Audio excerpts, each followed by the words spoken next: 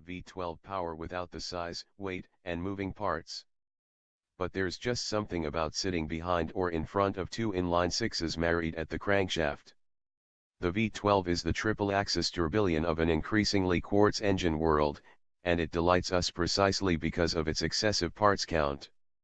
Oddly, Aston Martin considers itself a V12 company, even though its most glorious David Brown era depended on inline sixes. Carroll Shelby and Roy Salvadori won Le Mans behind one in 1959, and the straight six served Aston well into the 1970s, when its attention turned to Bulldog V8s. The company didn't get its first V12 until 2001, a 5935cc unit made by splicing together two Ford Duratec V6s in a CAD program. Ferrari is a V12 company, Lamborghini is a V12 company, Jaguar is a V12 company, though it hasn't sold one in years. Aston Martin? Well. But we're willing to forgive this conceit, which issues from Aston CEO Andy Palmer, a recent refugee from the upper ranks of Nissan who has two ideal qualifications for his current position: he is an engineer, and he is British.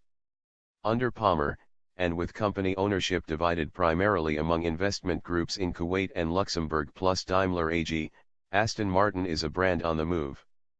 The new DB11 featured here is the first shot in a rapid-fire, for Aston, anyway, 6-year product salvo intended to more than quadruple company output to 14,000 vehicles per year and put Aston on sturdy financial ground.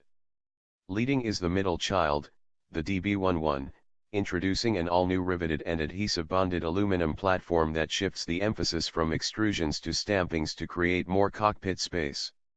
It's due in US showrooms before the end of the year with a base price of $214,820.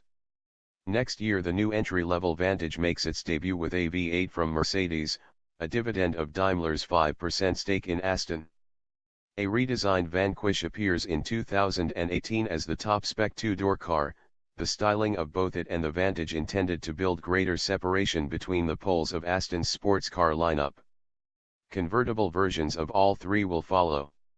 In 2019, the DBX crossover, Aston's biggest gamble ever, will march forth from a new factory adjacent to a former RAF base in Wales.